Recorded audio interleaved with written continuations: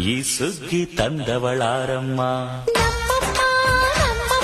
ಈ ಹುಗ್ಗಿ ತಂದವಳಾರಮ್ಮ,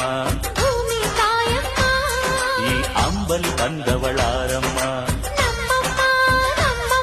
ಈ ಓಕುಳಿ ತಂದವಳಾರಮ್ಮ. ಒಂದು ನೆಲ್ಲು ಚೆಲ್ಲಿದರೆ ರಾಶಿ ಮಾಡುವ ಇವಳದೇನು ಕರುಣೆ ಪ್ರೀತಿಯೋ